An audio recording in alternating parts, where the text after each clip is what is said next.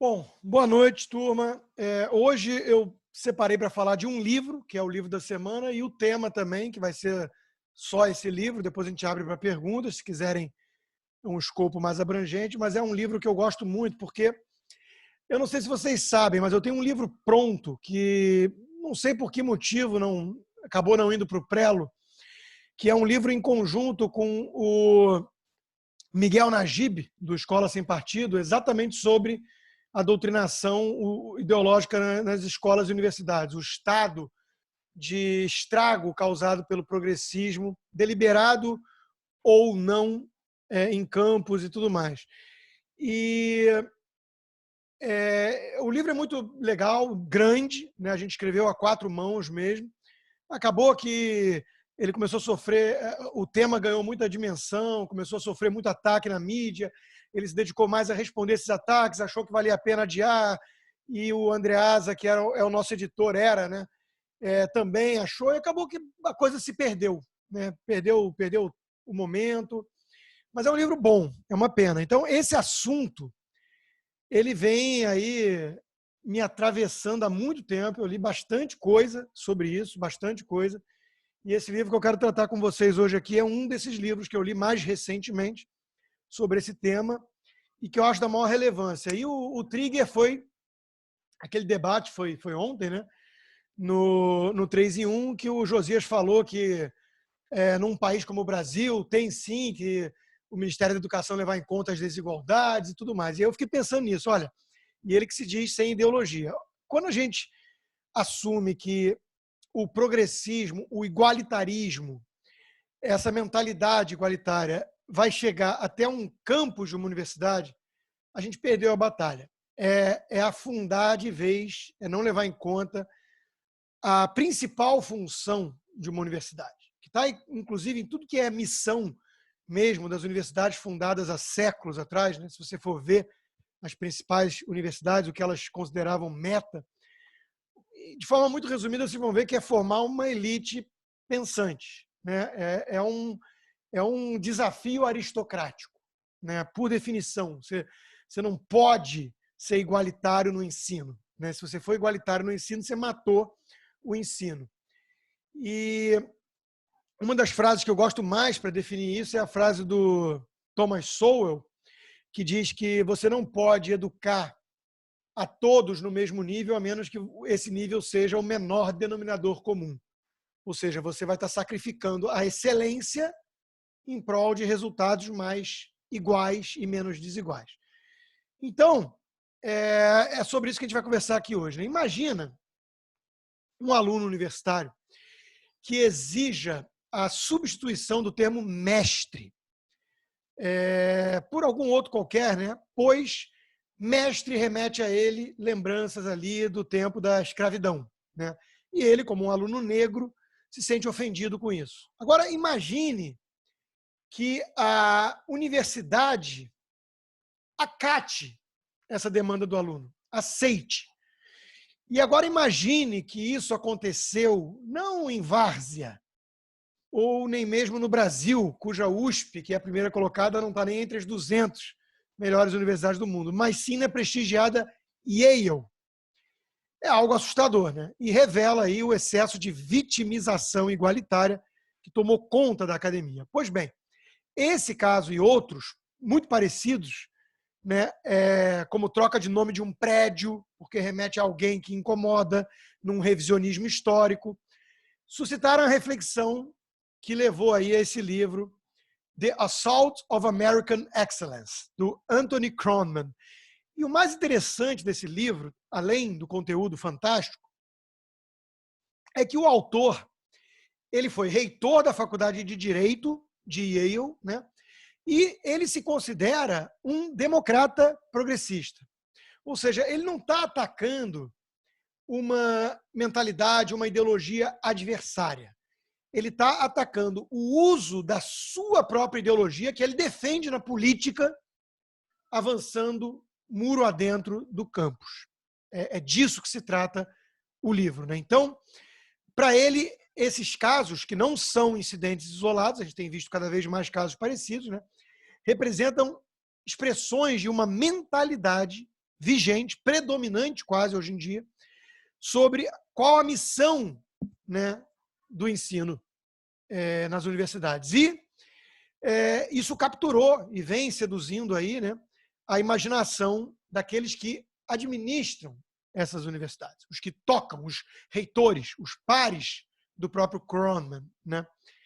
O principal argumento que ele usa no livro é de que nós podemos defender uma igualdade democrática na política, né, mas preservar um ambiente aristocrático de excelência meritocrática, né, dentro dos muros universitários.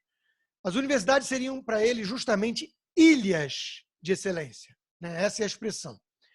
Onde a demanda por igualdade, especialmente de resultados, né, não pode jamais destruir o ideal de uma conversação livre, para usar inclusive uma expressão do Michael Oakeshott, né, para ele, que era um grande conservador, para ele, o aprendizado é uma conversação livre eterna, né, entre aqueles que vivem e aqueles que já viveram.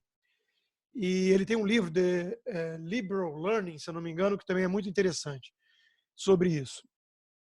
E essa conversação livre tem que estar calcada sempre em razão, em argumentos, em lógica, jamais em sentimentos pessoais. Então, esse sentimentalismo que vem junto com o vitimismo e com o igualitarismo, ele destrói a capacidade dessa conversação livre, né, calcada em argumentos e raciocínio lógico.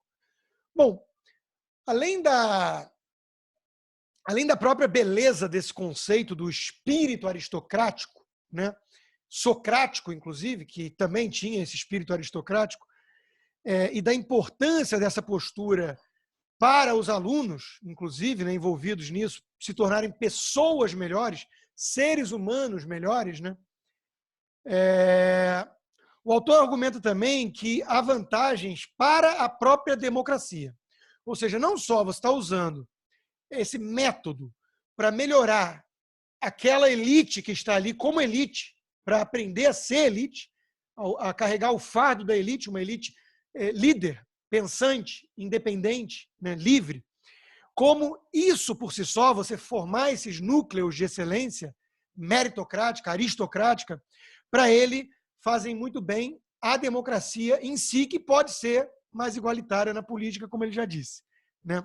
Ou seja, resguardar essa elite blindada contra o anseio igualitário, que é da natureza humana até certo ponto, né, seria algo positivo para proteger a própria democracia, né? Reforçar o hábito do pensamento independente e manter isso como uma minoria, e sempre vai ser uma minoria, nunca vai ser a maioria vai seguir, de certa forma, o consenso, a opinião vigente, né, para a minoria poder trazer justamente contrapontos àqueles consensos do momento, né? Então, para ele, é saudável, inclusive, para proteger a própria democracia, que existam ilhas de excelência aristocrática. O Kroneman usa muito no livro o Tocqueville, né, como fonte de inspiração, lembrando que o pensador francês temia justamente a tal tirania da maioria, ele tinha muito medo que as democracias, e foi um profeta nesse aspecto, né, fosse se transformar numa simples tirania da maioria, né, manipulada, inclusive, e considerava essencial para o bem-estar no longo prazo da democracia, né, a manutenção de espaços com esse sentimento aristocrático. Então, Tocqueville era um que compartilhava dessa visão.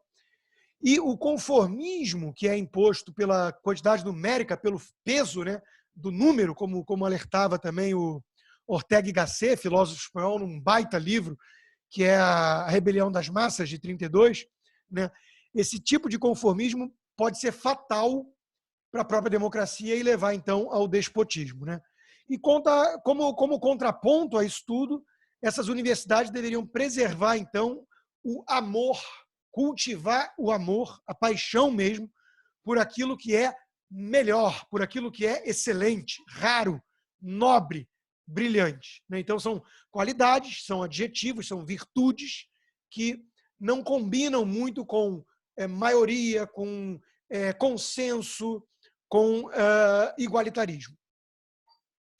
E o ataque democrata, né, que vem acontecendo nas universidades, na opinião dele e de muitos outros que têm cada vez mais dado voz a isso, apesar de receber chumbo grosso dos pares, né, arrisca destruir algo que é muito precioso. E aí pode ser precioso não só para os conservadores, sem dúvida mesmo para um liberal como ele, né, um liberal democrata, que é a reverência pela excelência ou pela busca da excelência humana, né? E isso por si só deveria ter um valor intrínseco. É aquela frase que o Benjamin Franklin colocou na sua autobiografia, que todo dia ele olhava, anotava muitas coisas, né? E olhava para ver o que ele podia fazer melhor como pessoa, como ser humano, do que ele vinha fazendo.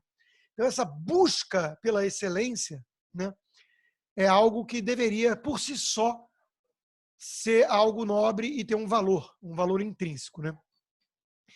Mas também serve, né, de forma mais prática ou pragmática, como auxílio para manter essas mentes independentes, né, corajosas, pensamentos livres, que é fundamental para a saúde da democracia, como eu já disse. Então, o ataque é contra uma comunidade que a conversação, né, por mais calorosa que seja, deve ser sempre voltada e devotada a essa busca pela verdade, né? Que é um ideal socrático, obviamente, em sua essência. E isso é incompatível, segundo ele, com a crença de que os nossos sentimentos individuais devem falar mais alto do que os fatos, a lógica e os argumentos que são os componentes da busca pela verdade. Isso me lembra muito a frase que o Ben Shapiro usa como sua grande epígrafe, né, que os fatos não ligam para os seus sentimentos. E a gente sabe hoje que o sentimentalismo está invadindo as universidades. Então, no afã de asfixiar todo e qualquer preconceito, né, criam-se bizarrices dentro das universidades hoje em dia, que a gente já conhece, né, como os locais seguros, né, os safe places, os códigos de linguagem, né, os gatilhos, os triggers que ofendem todo mundo e as microagressões, porque hoje em dia qualquer coisa é uma agressão, né? E todo mundo se sente ofendido com alguma coisa e acha que isso já é um motivo suficiente para impedir o debate de ideias. Então, o próprio debate de ideias, que é a essência da existência de uma universidade, está sob ameaça hoje em dia por conta dessa mentalidade. E um preconceito perdura intacto nisso tudo, né? O de que, apesar disso tudo que a gente está vendo, né, e tem que ser cego para não enxergar nos campos universitários, né, vivemos numa era iluminada, né, iluminada, que pode desprezar, inclusive, todo o estoque de conhecimento, né, todo o conhecimento e experiência acumulados ao longo do tempo, de séculos, né, pelas gerações passadas, que supostamente, por essa visão dos ungidos que se sentem iluminados, de forma um tanto arrogante, eu vejo a ciência, ciência, ciência e ciência, né? Os outros todos são ideológicos, né? Os antigos viviam supostamente numa era de escuridão, estavam aprisionados na ignorância e nas superstições. Então, é uma mentalidade extremamente arrogante de alguém que lê Shakespeare, ou nem lê, né? E acha que, hoje em dia, somos muito especiais, somos a última bolacha do pacote, a última Coca-Cola do verão e por aí vai. As universidades, por sua natureza, né, elas deveriam se opor na largada a esse tipo de mentalidade. Resistir a essa tentação para preservar esse ambiente de respeito, e eu vou além, de reverência em relação a tudo aquilo que foi legado a nós pela civilização. Ainda mais uma civilização como a ocidental, que é, sem dúvida, mais destacada, avançada e com o maior legado em termos culturais, né? Isso é inegável. E, nesse sentido, então, qual é um dos principais papéis da universidade? Guardiã do passado, né? O que é uma biblioteca universitária, né? Em essência, é isso. Mas é exatamente isso que está sob ataque, sob fogo cruzado hoje em dia, segundo Kroneman e tantos outros, né? É preciso fazer tábula rasa, reza a lenda dos ungidos, dos iluminados, né? De todo o conhecimento que a gente herdou, né? Desprezar mesmo os antepassados, porque eram um bando de supersticiosos idiotas, e isso é julgado por uma lente revisionista que passa por um filtro ideológico, certo?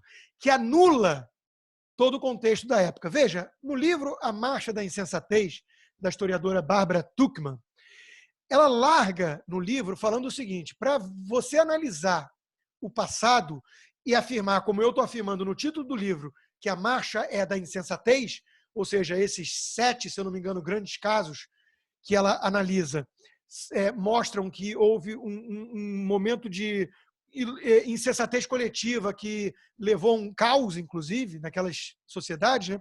Você não pode julgar isso com benefício do retrospecto. Você precisa fazer tal julgamento para ter o veredito, para poder julgar com base no contexto da época. Isso é o óbvio ululante de qualquer historiador sério. E hoje o que a gente faz? Hoje a gente tira tudo do contexto, faz um revisionismo histórico por um filtro totalmente ideologizado e julga e condena todos os gigantes do passado, como se fossem pigmeus, porque eu olho de cima, né, da minha torre de marfim, lançando flechas. Bom, basta pensar, né, hoje em dia que Cristóvão Colombo é alvo desse tipo de revisionismo, e quando tem o Columbus Day aqui nos Estados Unidos, tem manifestações contra, né? George Washington, um sujeito que, meu Deus, a gente pode fazer uma live um dia só sobre George Washington. Tem uma biografia pequena do Paul Johnson sobre ele, muito boa, né? E é um cara que a gente tem muita informação sobre, porque ele escrevia muito, né? Ele tinha muitas cartas, então a gente sabe muita coisa sobre ele, mas foi, o principal pai fundador, um sujeito com uma moral incrível, podia ter se auto-intitulado Rei da América, se quisesse, e entregou o poder, né? Mas o George Washington também é alvo desses ataques. Afinal de contas, vivia numa época onde tinha escravos e tudo mais. No seu governo, isso já era um dilema, mas ele não foi muito adiante para poder preservar a União e por aí vai. E é desnecessário dizer que a área de humanas, né? A área de humanas, que deveria ser, teoricamente, aquela que mais instiga no aluno essa constante busca por aperfeiçoamento moral individual, né? É a área de humanas, não está aprendendo a fazer uma ponte ou química, você está justamente mexendo com a natureza humana como argila, infelizmente, a área, né, que tem um saber também com maior espaço para subjetividade. E isso, obviamente, fez com que ela se tornasse a área mais contaminada pela ideologia do igualitarismo. Então, hoje em dia, a área de humanas é um caso tão esdrúxulo de avanço, de pêndulo que extrapolou nessa direção que eu estou apontando, que tem gente séria que pensa até em fechar, né? É melhor não ter do que ter da forma que está. O Japão, por exemplo, foi nesse sentido. Tem uma frase de um grande pai fundador americano também, o John Adams, né, que era um pilar ali mais conservador entre os pais fundadores, para oferecer um contrapeso aos mais libertários, como Thomas Jefferson e Thomas Paine. E ele dizia: eu devo estudar política e guerra para que os meus filhos tenham a liberdade de estudar matemática e filosofia.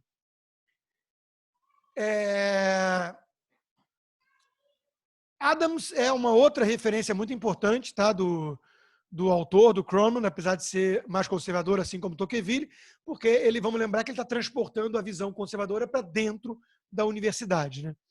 E essa frase é exatamente uma ode, né, à visão aristocrática. Quer dizer, o sujeito entende que ele precisa ser pragmático e botar o pão na mesa. Mas ele faz isso pensando justamente que as próximas gerações possam se dar ao luxo de se dedicar a coisas mais elevadas, espirituais, do saber. A busca da verdade, da beleza, da filosofia, né? E infelizmente, como nos desvirtuamos desse ideal. Não há ligação causal, né, direta, entre conhecimento e virtude. Isso é um disclaimer, um caveat que precisa ser feito aqui, óbvio, né? E basta pensar numa coisa. Foi na Alemanha culta que nos deu Goethe, que nos deu Beethoven, que surgiu o nazismo. Né? Então, e os próprios nazistas, muitas vezes, quando assinavam ordens de execução em massa, faziam isso sob o som de música clássica. Né? Então, é óbvio que não existe essa associação direta, ela não pode ser feita. Você vai estudar numa universidade, você vai ser um sujeito moralmente melhor. Esse é um alerta que tem que ser feito, inclusive, para tratar desse assunto. Ainda assim, existe uma conexão forte, porque mais conhecimento pode trazer, e deveria, digo eu, né, trazer maior humildade. Né? Tem uma colocação muito interessante do Humberto, do Nicholas Nassim Taleb sobre Humberto Eco, porque Humberto Eco tinha uma biblioteca pessoal de mais de 30 mil volumes. E ele brincava que era a forma mais fácil de você saber se o sujeito é bibliófilo ou não, né? Se ele é um leitor compulsivo ou não, era o sujeito que entrava na biblioteca do Humberto Eco e falava: meu Deus, você já leu isso tudo? Aí ele olhava e falava: opa, esse aí nunca leu na vida. Né? Porque é óbvio que ninguém leu 30 mil volumes. Mas quando você tem aquele livro todo na sua estante, isso te lembra que você tem que ser mais humilde. Justamente como você ainda não sabe das coisas. Então, uma universidade deveria instigar exatamente isso. A humildade. Infelizmente, por conta dessas deturpações ideológicas todas, elas vêm instigando o quê? Uma elite mimada, né, de jovens ricos, revolucionários, esquerdistas e arrogantes, que acham que sabem mais do que todo mundo, sem nem ter estudado o suficiente. Então, existe essa conexão, sim, né, em estudo e humildade, literatura e sensibilidade, existe. Não é garantido, não é direto, mas existe. O processo intelectual, né, ainda mais num ambiente moral que instiga isso, né, decente e de preferência sustentado por valores que vêm muitas vezes da religião, pelo menos muitos conservadores pensam assim, né? Esse processo tende, né, em geral, no todo, a encorajar aquelas qualidades afetivas, né, da moderação, da decência, da busca pela justiça, né? Ou seja, um caráter virtuoso, que era aquilo que acreditava o John Adams, né? Que o ensino podia acarretar. E com isso em mente, o Kroneman desafia os seus pares, né? Em prol da manutenção, então, dessas ilhas de excelência dentro das universidades, reconhecendo que o ambiente político lá fora, né, é cada vez mais hostil a isso. Né? Olha com muita desconfiança para tudo aquilo que tem hierarquia. É uma mentalidade que vem do ranço marxista, né, do fim das classes e por aí vai. E ele acredita, porém, né, e esse é o grande desafio que ele tenta sustentar no livro, que é possível, sim, é perfeitamente viável na cabeça dele você ser um democrata igualitário na política, para além dos muros universitários, e um aristocrata conservador nesse sentido, dentro dos muros. Eu desconfio dessa receita, eu prefiro ser mais aristocrata em tudo, né? Mas tudo bem. E o Toby Young, quando foi resenhar o livro para The Spectator, né, para a edição americana da The Spectator, ele mostrou-se menos otimista em relação a essa possibilidade. E na crítica ao livro, ele diz o seguinte: olha, eu vou acompanhar com interesse a repercussão do próprio livro nas universidades. Né? Vamos acompanhar como é que vão reagir os colegas de Yale, do próprio Kroneman, a essa crítica construtiva, mas tão direta, que expõe, de certa forma, né, o quadro em que chegaram as universidades. Como é que os pares que vivem dentro desse consenso igualitário hoje em dia vão reagir a um dissidente como o Kroneman, né? E talvez, conclui o Young, né, seja tarde demais para salvar a excelência nas universidades. Né? É uma visão é muito triste, pessimista, porque seria a conclusão de que elas já foram tomadas, então, pela idolatria à mediocridade. Eu confesso que eu fiz uma busca rápida pela reação, pela repercussão do livro, não encontrei nada muito conclusivo, né? Então, eu também continuo sem saber. Está em aberto. Mas eu não tenho muita dúvida, eu apostaria minhas fichas, que ou ele foi recebido por uma grande espiral de silêncio, né? Ou por ataques. Porque, infelizmente, eu não sei se está tarde demais, mas, infelizmente, essa turma não tem reagido bem a esse tipo de crítica construtiva, porque fere muito as sensibilidades hoje em dia que são predominantes. A gente basta ver que o cânone clássico das universidades hoje em dia vem sendo substituído por esses estudos, né? Estudo queer na África medieval, estudo feministas na literatura russa, e por aí vai. Quer dizer, uma baboseira atrás da outra, onde você vem cheio de lacração, cheio de vitimismo, tentando destruir aquilo que é a definição de um cânone clássico. O que é? O que torna alguma coisa clássica? Algo que fala a nós de maneira atemporal. Por que a gente lê tragédia de Sófocles? Por que a gente lê os gregos? Por que a gente lê Shakespeare? E até hoje isso mexe, porque eles trataram de temas atemporais, da natureza humana, das paixões, e não de lacração conjuntural política.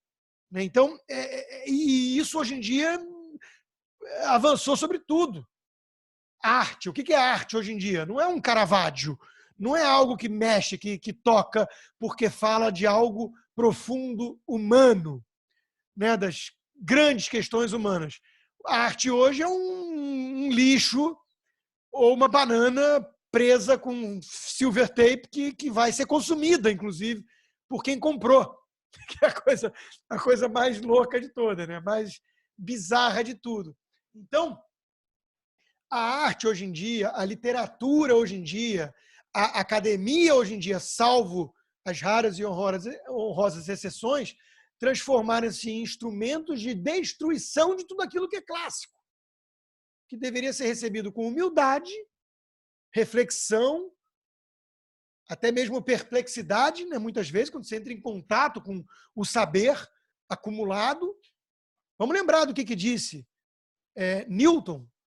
Se eu consigo enxergar longe, é porque eu subi no ombro de gigantes. O cara era Newton. O cara não era o Felipe Neto. Então, de repente, o Felipe Neto se acha o gigante, né? Então, é um negócio muito doido o que está acontecendo. Esse pessoal que fica de mimimi nas universidades, né? O nome desse prédio me ofende, os meus sentimentos. Você não pode falar mais da Bíblia, porque isso me remete à perseguição ao meu povo.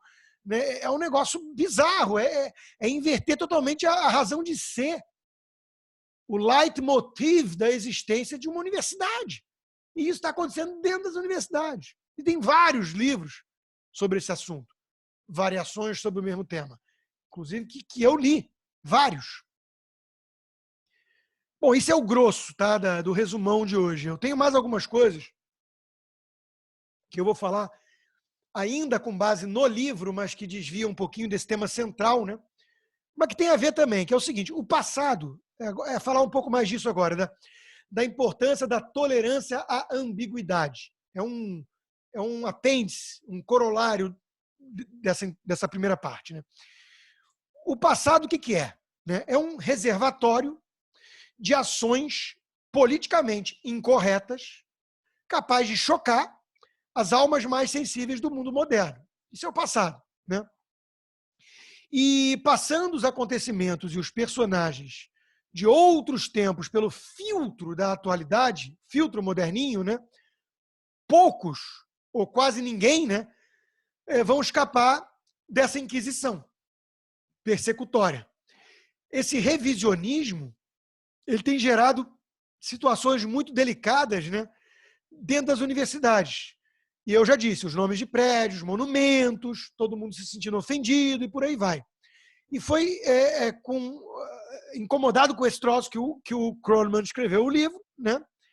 E eu volto a esse ponto agora mais específico para falar da importância, então, da gente, com humildade, tolerar os mementos, as lembranças de um passado imperfeito como uma lembrança daquilo que somos, seres humanos imperfeitos, limitados, que raspamos apenas na superfície do saber, principalmente sobre as grandes questões essenciais, né?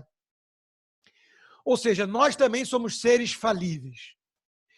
E esse conceito, que ele usa um conceito muito legal de mente expandida, né?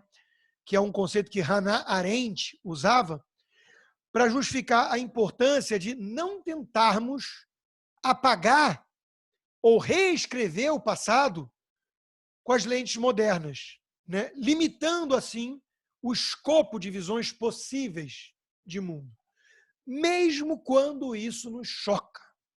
E é muito importante isso porque, hoje em dia, as pessoas acham que têm direito de não se sentir mais chocadas ou ofendidas. E muita coisa, como a gente já viu, tem chocado e ofendido.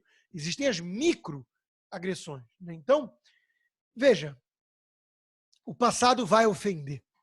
É inevitável. O passado não existia o politicamente correto, que tem algumas décadas. Então, não precisa nem voltar muito no tempo. Você volta algumas décadas, qualquer coisa que você for resgatar de algumas décadas atrás vai ser chocante para um milênio, né? E o autor defende, então, que é fundamental essas gerações entenderem que isso é importante para eles. Se sentir chocado com o passado. Isso tem uma função pedagógica fundamental, né?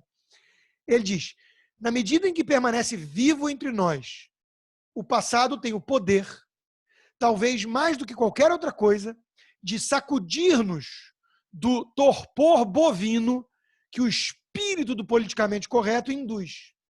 Alargar nossas mentes a possibilidade que estão fora da faixa de alcance de uma imaginação cada vez mais empobrecida.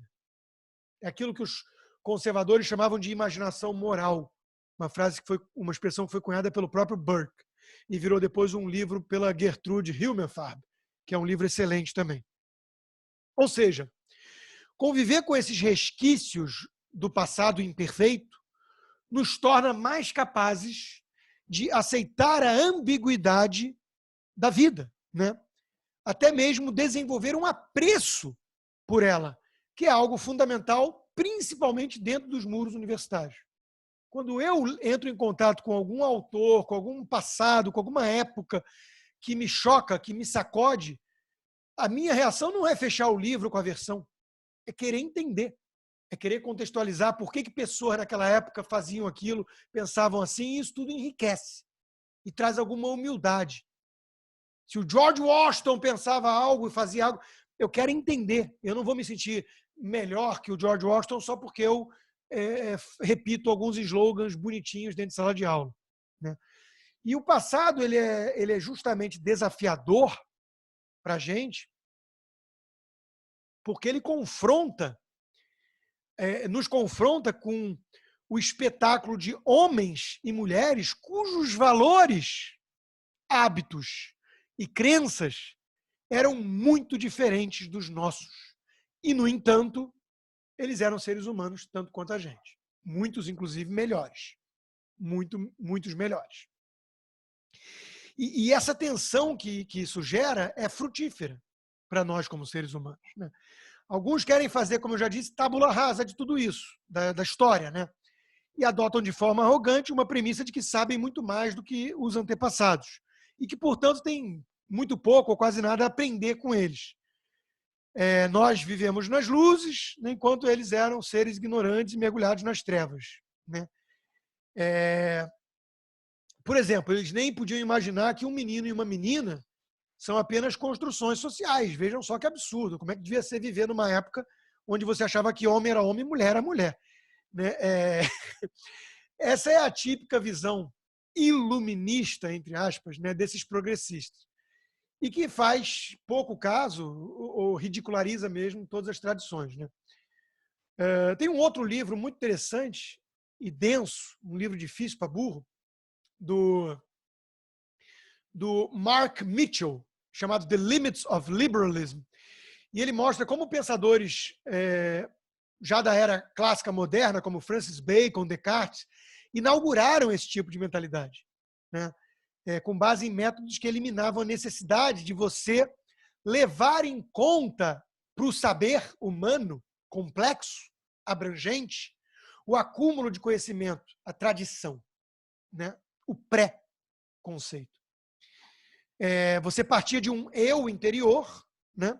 Usando somente a razão como instrumento epistemológico, que é uma premissa arrogante, que muito liberal segue, e que se julga, então, possível você desenhar todo um fundamento novo, filosófico, a partir de uma pedra filosofal do conforto do seu escritório, né? Com base apenas em ligações, deduções lógicas, né?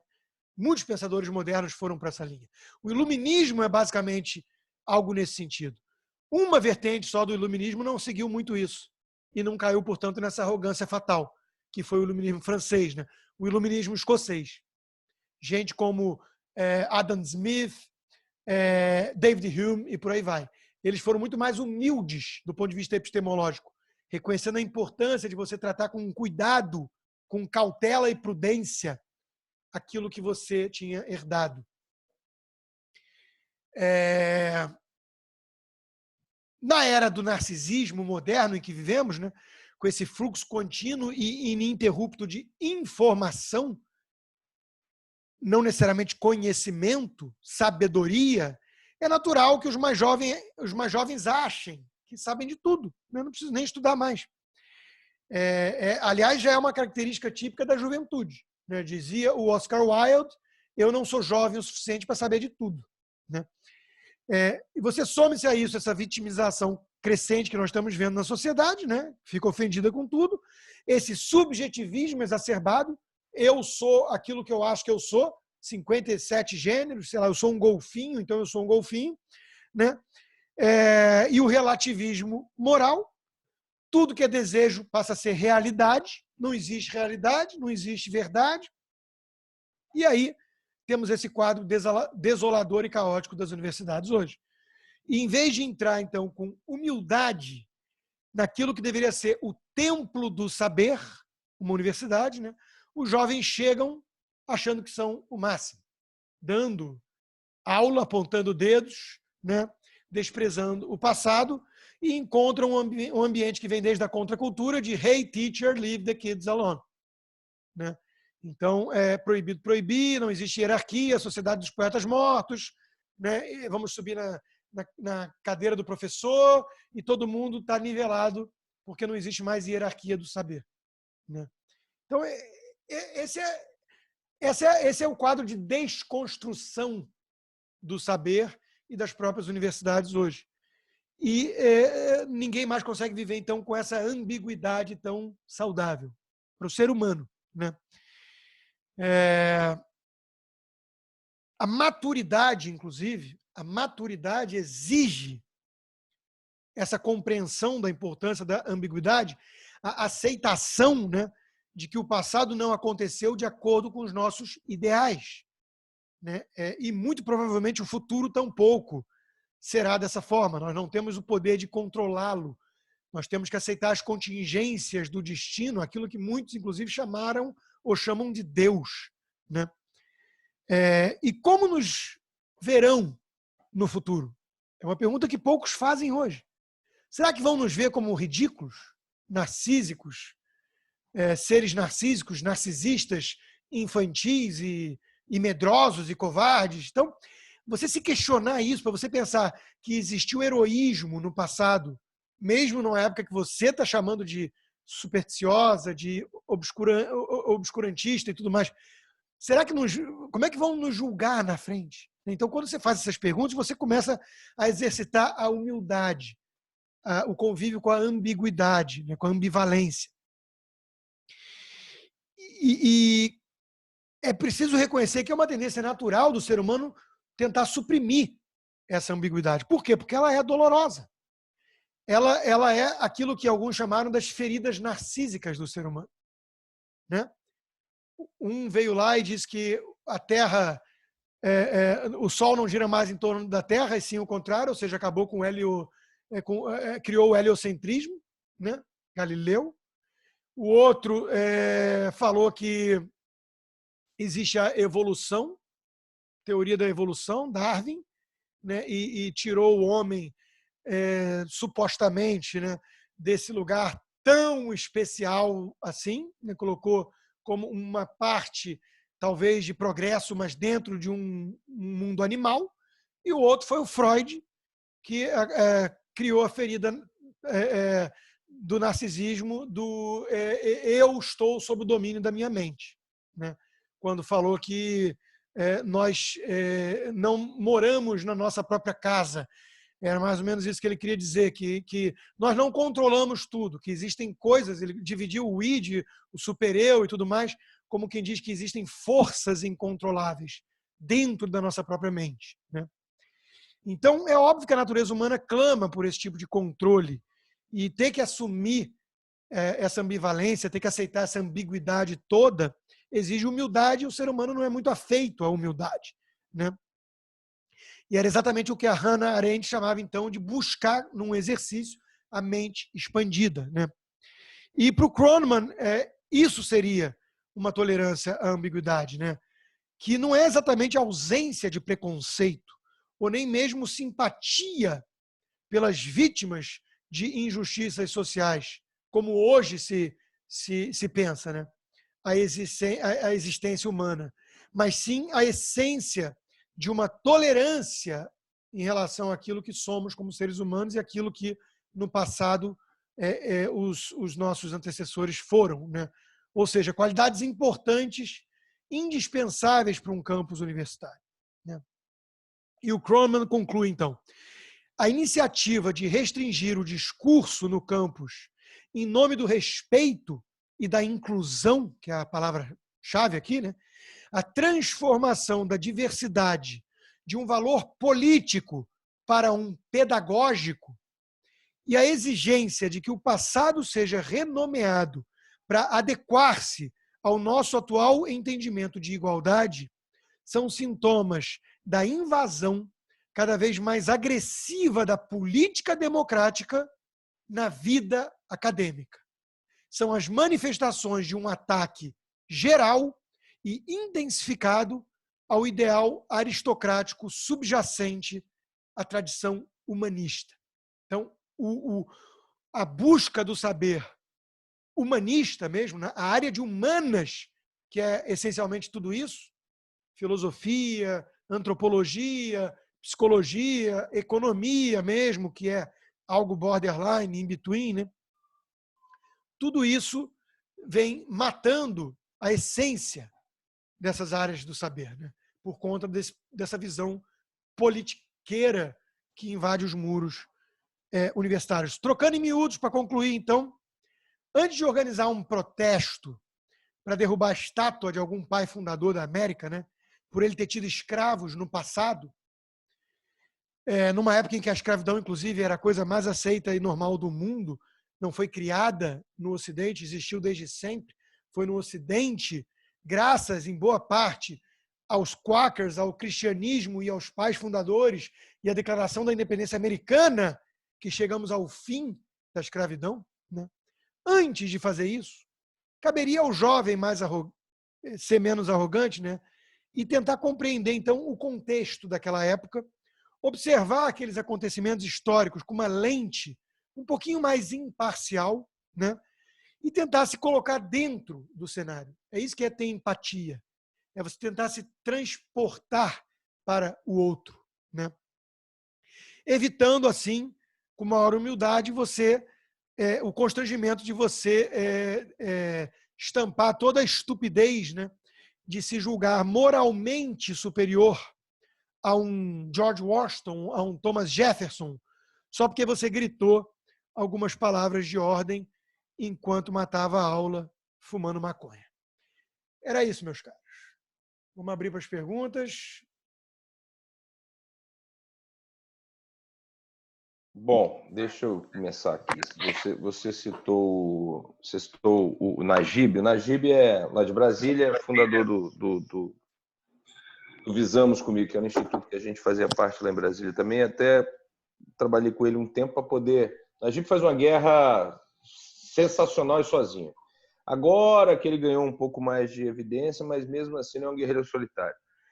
Bom, meu questionamento é, isso aí faz parte até do meu processo de ter vindo para cá, porque a minha filha mais velha gosta muito de ciências humanas, e para mim eu sou dos caras que engrosso o caldo de que passamos do ponto. Estudei em universidade pública, sou engenheiro e discuto, batendo muito papo com muito amigo, e naturalmente os caras conseguiram criar um monte de clusters para poder ter onde trabalhar. Você não precisa formar mil sociólogos ou 1000 filósofos no Brasil por ano. Esquece, esses caras não vão ter que trabalhar. Fizeram clusters. E esses clusters viraram mega negócio, como ONU, como Organização Mundial da Saúde, como todos os outros clusters que a gente viu. E, cara, um negócio que a gente fala pouco no grupo, os Founding Fathers eram muito baseados num negócio chamado Deus, Cristo. Então, eles tinham uma moral muito baseada nisso. E, hoje em dia, isso, infelizmente, está se esvaindo. Então, essas são as minhas colocações. Você já deu um arrazoado sobre tudo. E não vejo muito jeito. E eu acho que o primeiro choque quem teve disso foi Kennedy. Eu não sei se você sabe, mas quando ele falou, vamos botar o homem na Lua, ele foi tomando pancada da Rússia, uma atrás da outra, porque a Rússia tinha 90% de engenheiro, de médico, de tudo mais, porque era o interesse do Estado. E aqui não era meio a meio. Então, a forma de você para ser democrático sobre isso é você fomentar e não proibir. Enfim, como sair dessa cilada, Rodrigo? Beleza, Vitor. Vamos lá, né?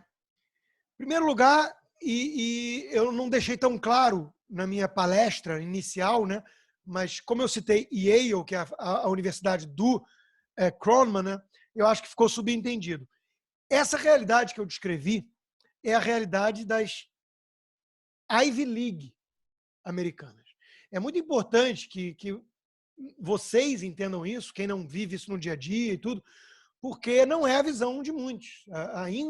Ainda há um resquício, por vários motivos, óbvio, de que você mandou para Harvard, para Yale. Meu Deus, você acabou, né? Acabou. Não.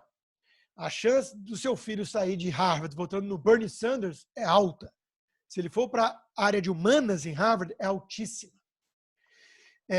Um amigo da minha filha, gêniozinho, super esforçado, tinha um baita SAT, entrou numa Ivy League. Começou agora o primeiro semestre e ele está estudando português, inclusive, porque ele gosta disso, e por causa da minha filha também e tudo. Acho que é Dartmouth, é uma baita universidade. E ele está chocado, não deveria, ele me acompanha, me segue, porque num dos trabalhos ali de grupo já ele está vendo o grau de esquerdismo do troço. Então, as pessoas não chegam preparadas para essa realidade. Eu falo meio brincando, né, de forma um pouco jocosa, meio a sério, que hoje tem mais comunista em Harvard do que em Cuba, né? Assim, é impressionante o estrago. E aí, Vitor, a gente tem que discutir por quê, né? E eu não sou um cara muito adepto de teorias conspiratórias. Eu disse até no grupo, quando envolve gente demais, tempo demais, tudo, eu desconfio. Eu acho que tem alguma explicação mais natural.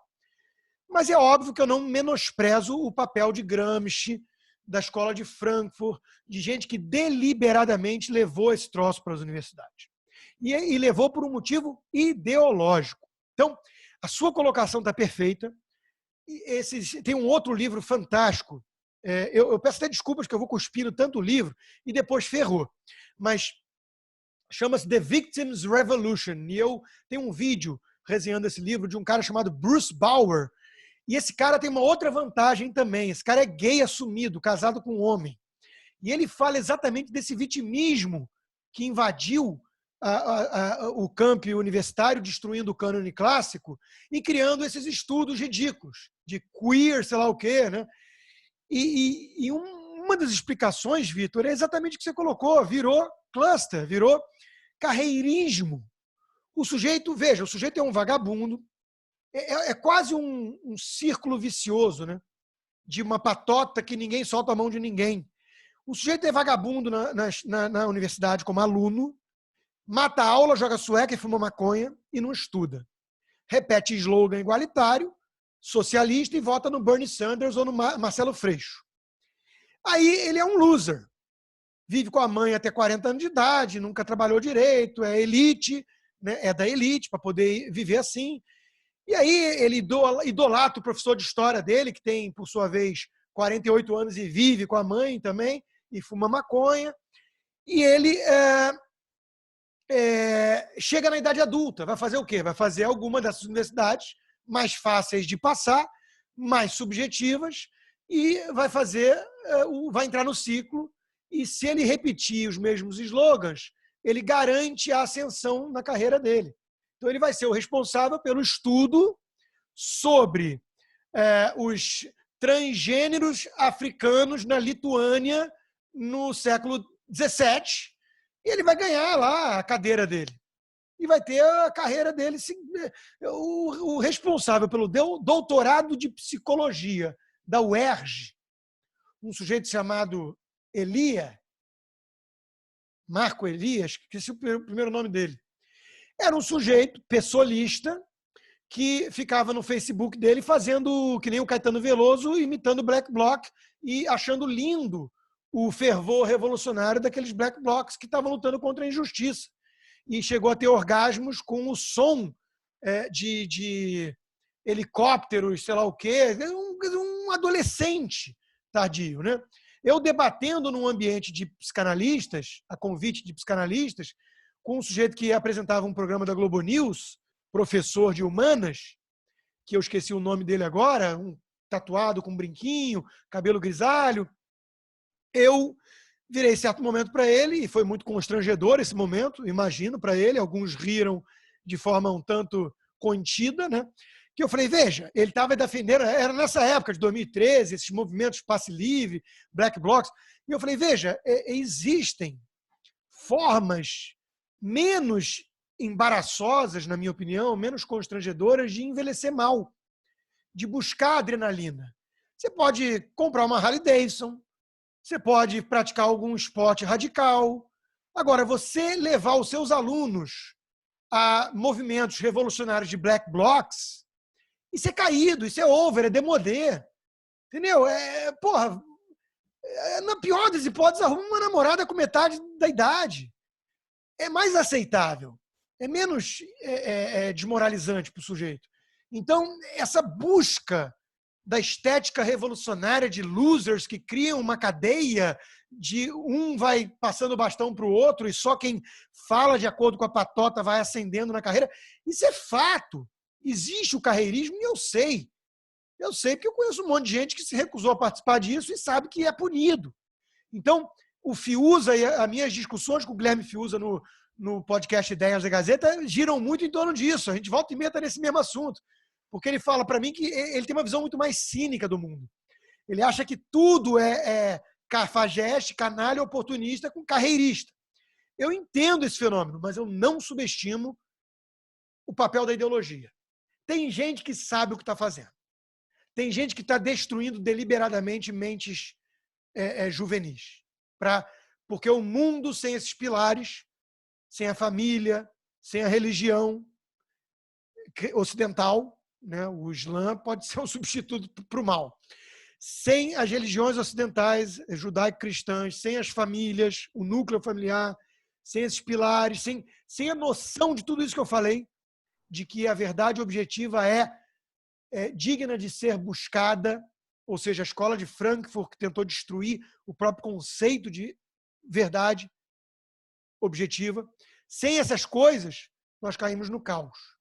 Qual é o seu percentual para isso? Meu percentual dos caras que estão desenvolvendo isso deliberadamente é 5%, e tem 95% de idiota. Eu não sei se é 5%, mas eu sei que são, sem dúvida, os mais inteligentes. Né? São pessoas, são gênios do mal. Saul Alinsky foi um gênio do mal.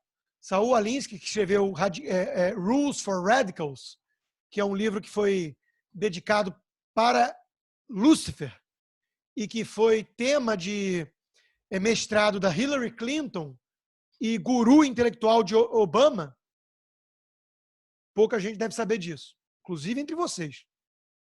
E a imprensa não leva isso à tona. Obama é cria de Saul Alinsky. Saul Alinsky escreveu um livro chamado Regras para os Radicais, dedicado a Lúcifer. Nesse livro, ele ensina como ser um revolucionário nihilista. E o que ele fazia em sala de aula, o que ele fazia na universidade. Tem documentário, tem imagens sobre isso. Ele ensinava a roubar. Ele ensinava os alunos a como tirarem vantagens do café, do bar, do restaurante, do campus.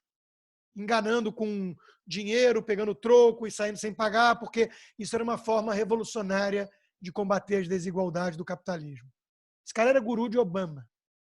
Obama era um agente social em Chicago. O que é um agente social? É um eufemismo para um militante ativista revolucionário, influenciado por Saul Alinsky. Um agitador. Era isso que Obama era em Chicago. Então, agora, isso não vem à tona. Então, é só idiota útil carreirista ou é gente que sabe o que está fazendo? Ao jogar isso para debaixo do tapete e pensar nisso. Outra coisa que pouca gente sabe. Tem um sujeito chamado Bill Ayers, que era de um movimento chamado The Underground, que era um movimento terrorista. Explodia bomba para fazer a revolução comunista na América. Bom, esse sujeito foi preso e tudo mais. Década de 60, né? Vale tudo. Esse sujeito tem tenure, se eu não me engano, tem estabilidade acadêmica de emprego em boas universidades e faz palestras em universidades. Esse sujeito é um dos grandes formadores intelectuais de Barack Hussein Obama. Uma vez mais. Tem um outro, Frank alguma coisa que eu esqueci, que tem um livro inteiro sobre ele, como é que é o nome, meu Deus? Esqueci o nome dele. Hollander. Tem um livro do Hollander inteiro sobre esse cara, guru de Obama. Frank alguma coisa, comunista. Então, olha nunca a imprensa trouxe à tona o passado intelectual do Barack Obama. Nunca. Isso foi segredo guardado a sete chaves. Por que será? Por que será? Bill Ayers dá palestra em universidades até hoje. Ben Shapiro não consegue em algumas das Ivy Leagues, porque a turma mascarada vai lá e toca o terror. E custou, em uma das universidades, se eu não me engano, foi Harvard mesmo, que é onde ele estudou direito. Gastaram $600 mil do dinheiro público para oferecer a segurança necessária, porque a universidade se recusou a cancelar por ameaças. E é raro hoje em dia isso. A maioria cancela. Cancelam a Mac, tanto o nome que eu vou esquecendo, a McDonald, que é uma palestrante que fala muito do Black Lives Matter, né? E é ameaçada também de morte, de violência quando vai palestrar. Então, esses que são liberais clássicos, conservadores moderados, eles não conseguem falar. Bill Ayers, terrorista, que nunca fez sequer meia-culpa do passado, pelo contrário, numa das poucas entrevistas que o jornalista teve coragem de trazer à tona no passado e perguntou, achando que estava levantando uma baita bola, mas você se arrepende de algumas ações, né, talvez necessárias num contexto, mas você se arrepende? Não, faria de novo. Esse cara não é radical. Radical é o cara que denuncia Obama como um radical. Veja que não podemos subestimar o fator ideológico. São menos em número, mas sabem o que estão fazendo. Quem é que vai perguntar agora? Acho que sou eu. Vai. Deixa eu te falar. Então, assim, acho que o número é isso aí mesmo. A quantidade maior são os idiotas mesmo. Eu acho que a proporção deve ter uma galera mais inteligente. Mas, por exemplo, são duas perguntas, na verdade. Se isso não veio à tona do Obama, porque ele tem um bom relacionamento com a imprensa, pode fazer esse link aqui no Brasil, né? Quando você dá uma bandeirada no protesto do Bolsonaro, o mundo vem abaixo. Hoje o cara estava lá gravando, o cara foi socado, ninguém falou nada, exceto você lá no Twitter, aquele rapaz lá que estava gravando a passeada.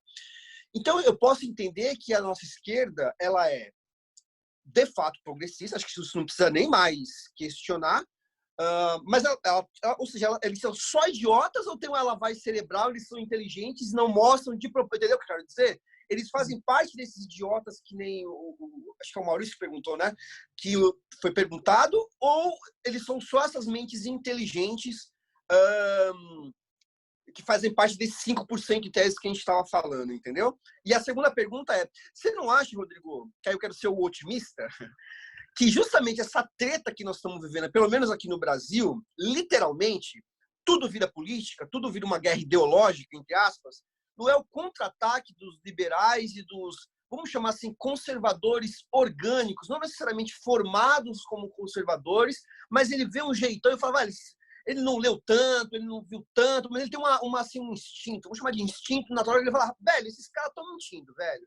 Um exemplo simples, por exemplo, várias pessoas que eu converso nem estão no meio das nossas discussões do dia a dia, os caras falam assim, 1.000 mortos, 2.000 mortos, o cara fala, cara, mas ninguém se cura desse negócio, desse coronavírus, cara, só morre, e aí o cara já percebeu, tá morrendo ou são as tais subnotificações que estão chegando atrasadas? Eu tô dando só um sintoma, um resultadinho de um sintoma anterior. Então, só pra gente sintetizar, eu perguntei, a imprensa faz parte desse monte de babaca, ou seja, idiota que não sabe nem o que tá falando, ou sim, eles agem conjuntamente pelo instinto de se autodefenderem, mas uma coisa inteligente, ministrada, direcionada. E a outra é essa brigaiada nossa que nós estamos vivendo agora, para mim, eu acho que é saudável. Digamos que são os liberais e conservadores orgânicos, não de universidade, que falam, velho, chega, certo? Vamos meter a boca no trombone aqui. Acho que é isso que eu queria falar. Perfeito, Francisco. Vamos lá. Bom, a mesma questão do Vitor, só que para mídia e tudo, eu não tenho a resposta. Pelo que eu percebo, tá? Não é na mesma proporção que na academia. Acho que na academia, pelo menos no corpo, vamos falar só do corpo docente, né? Eu acho que tem muita gente que já veio deformada por essas mesmas universidades e não sabe exatamente o que está fazendo. Na imprensa, eu acho que como a coisa é mais escancarada em relação à espiral de silêncio, de tudo que foge da patota, eu acho que tem uma turma mais canalha. Quando você olha alguns sites, alguns jornalistas, você percebe que a turma é venenosa. Mas, assim, via de regra, tem muito inocente e útil também nessa parada. Tem muito cara que acha realmente que não é preconceituoso, não sofre filtro ideológico, acha que está fazendo uma análise imparcial, mas ele sequer consegue pensar fora dessa caixinha. É aquela história que ele realmente nunca conviveu, ele nunca leu Roger Scruton, ele nunca ouviu falar em Michael Oakeshott, ele não sabe a existência desse pessoal. Se você for ler no Lattes e tudo, as citações, olha, é um negócio muito desproporcional. A gente fez isso para o livro, eu e o Najib. Estava no livro uma tabela lá. E assim, Adam Smith, porra, o cara é Adam Smith. Tem lá, Adam Smith, citações. Marx vence de lavada, né? Mas aí você começa a subir um pouco para um nível mais desconhecido de pensadores liberais ou conservadores, vai escasseando, rareando, até desaparecer. Mises, Hayek. Aí você começa, né, a citar alguns pensadores desses que fizeram o legado liberal, conservador. Você não encontra. Enquanto Michel Foucault, um doido varrido, maluco de pedras, tem um monte de teses sobre o cara. Então, é uma coisa que vai levando a outra. Você leva uma espiral de silêncio sobre o desconhecido, que é extraterrestre, alienígena para você, e você vai ficando dentro da bolha, achando que não é bolha. Tá? Então, na imprensa existe muito canalha, venenoso, mas tem muita gente, pensa num... Não quero ficar citando nome, mas pensa num... Hoje já comprei treta com ele também, porque, enfim, o Edgar Piccoli, né? Eu não acho que o Edgar seja um cara esquerda. Ele acha que ele é imparcial. Ele fala, não, eu sou isentão, né? Eu sou o que vocês chamam de isentão. Eu estou aqui tentando ver os dois lados.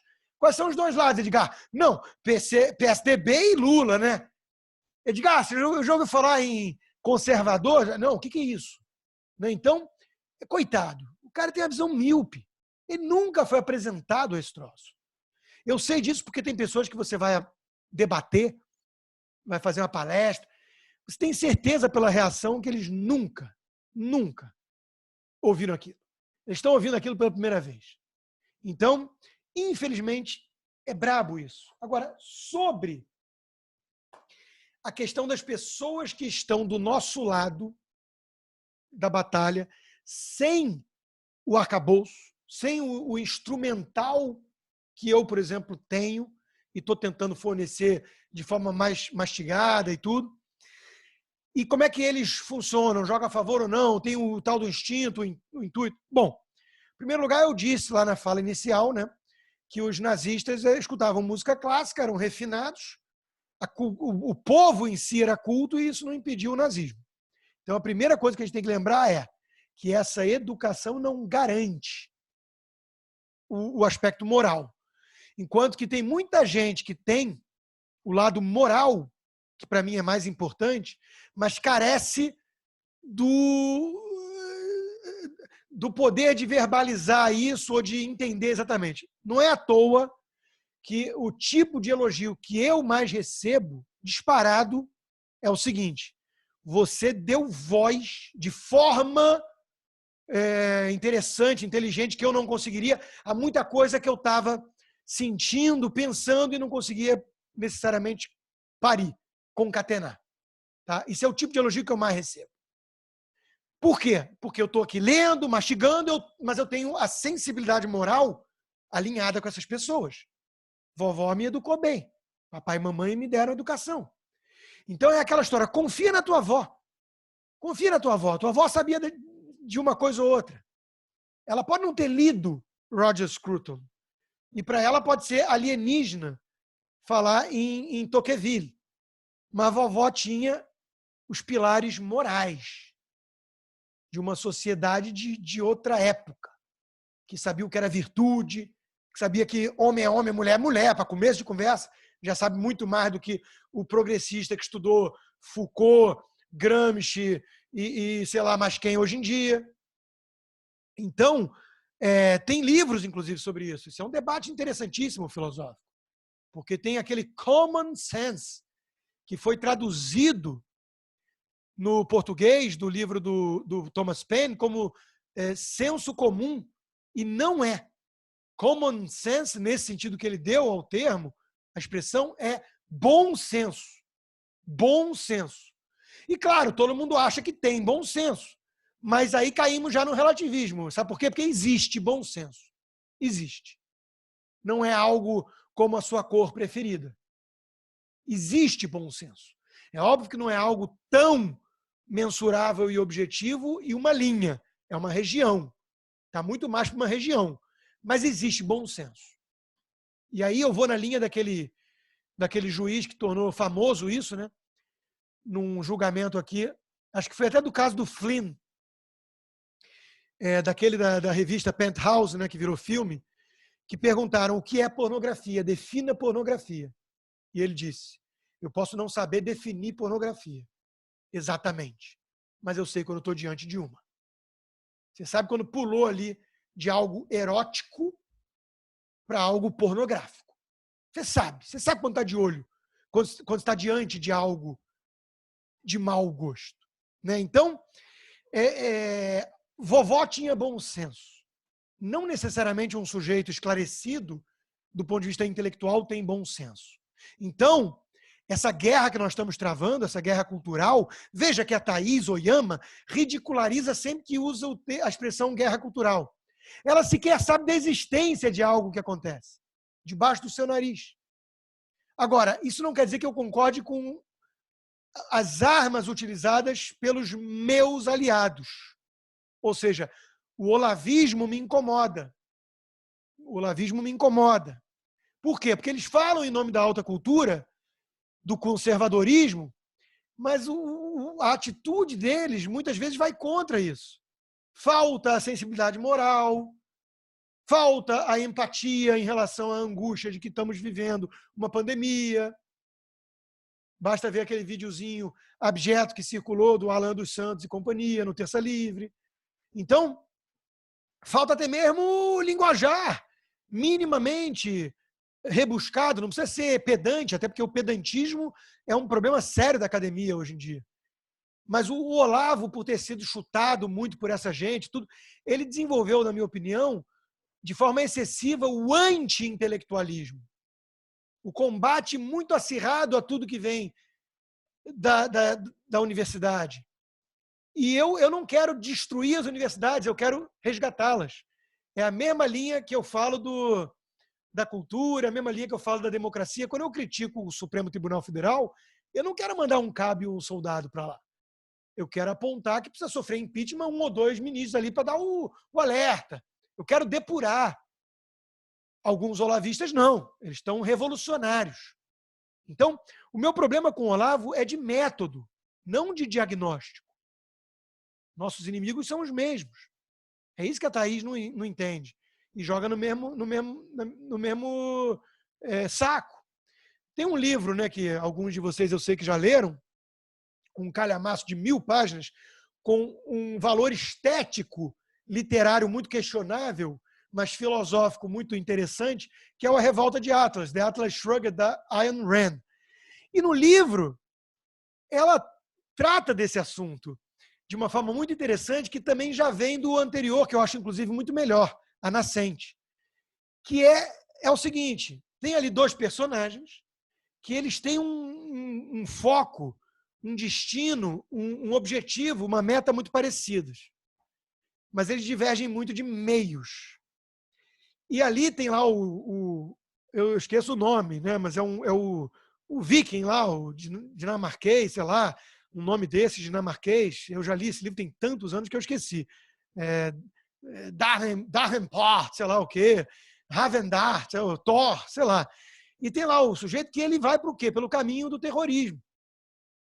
Ele vai pelo caminho do terrorismo, como método. Ele vira um pirata. Ele rouba as pessoas e devolve o ouro roubado. É um Robin Hood. Devolve o ouro roubado a quem ele pertencia antes. Até porque o Robin Hood é um negócio fantástico de debater, né? Porque o Robin Hood veio sendo deturpado na mitologia até chegar na visão moderna que o filme do Russell Crowe tentou resgatar, o correto. O do Kevin Costner é o pior deles, porque o Robin Hood moderno é o que é? É um igualitário progressista, é tirar dos que tem mais para dar para os que tem menos. E o Robin Hood do Russell Crowe e da mitologia das florestas de Sherwood não tem nada a ver com isso. Ele é um libertário quase que toma das autoridades para devolver para os seus proprietários.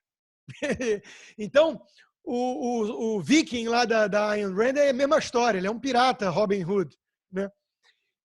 Mas o John Galt não aceita muito aqueles métodos. Ele é um cara mais heróico, mais virtuoso, porque ele dá importância para os meios. Então ele vai lá, se deixa ser vítima de sacrifício para expor ao mundo os métodos criminosos das autoridades. Quando ele mostra a arma numa cena do cara que está forçando ele a falar o que ele está falando em prol do governo e das autoridades. Então, eu, nesse aspecto, estou muito mais fechado com o John Galt. Os meios importam. Senão você virou um revolucionário, pirata. Senão você virou um monstro que você quer destruir. Você está flertando demais com o abismo. Então, eu fiz essa digressão longa, por quê? Porque os métodos olavistas depõem contra o resgate da alta cultura. Que tipo de turma ele criou? Uma coisa que tem uma postura muito mais de seita do que de verdadeira aprendizagem, porque o Nietzsche dizia, né, só um aprendiz digno aquele que se consegue se desgarrar do mestre, e qualquer mestre que é verdadeiramente um mestre só vai ficar feliz quando perceber isso, quando perceber que o seu discípulo é independente. A gente sabe que o Olavo detesta isso. Qualquer um que começa a obter um pouco mais de luz própria, ele ataca, e ele gosta de manter perto de si bajuladores, pessoas que reverenciam ele. Então aquilo me parece muito mais uma seita, e aí vai baixando o nível, vai atacando tudo e todos de forma totalmente inadequada. Então, assim, tem um propósito para lançar luz sobre o problema da guerra cultural, para expor a hipocrisia do lado de lá, que faz igualzinho, mas numa espiral de silêncio? Tem um propósito. Mas eu vou entender que aquilo lá é, na melhor das hipóteses, uma bucha de canhão para chamar atenção para a minha causa. Mas não é a minha causa. A minha causa é valorizar a alta cultura. Me desculpa, mas Roger Scruton não seria olavista. Então, eu acho importante a gente separar isso. Agora, não quer dizer que o sujeito que nunca leu Roger Scruton não possa, inclusive, ser muito mais scrutiano do que olavista. Por quê? Porque ele vai ter aquela sensibilidade moral, aqueles pilares que vovó ensinou, muito bem absorvidos. E isso vai impedi-lo de caminhar para um nível de mais baixo nível, né?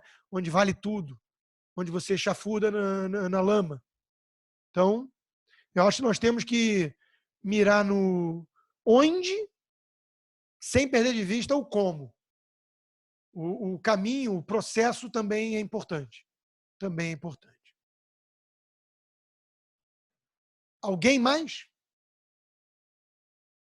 Que hoje temos espaço para mais uma pergunta, porque eu me alonguei demais nas respostas.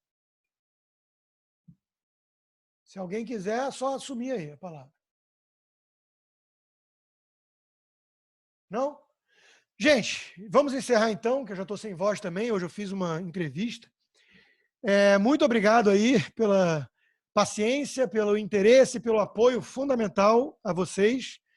Espero que tenham gostado desse bate-papo. Podemos voltar. Aceito também sempre sugestões de tema, tá? O nome do livro, repetindo, é The Assault on American Excellence, do Anthony Kronman. É um livro bem legal, tá? E boa noite e até a semana que vem. Boa, valeu, Rodrigo. Um abraço. Falou, rapaziada. Tchau. Valeu, galera. Tchau.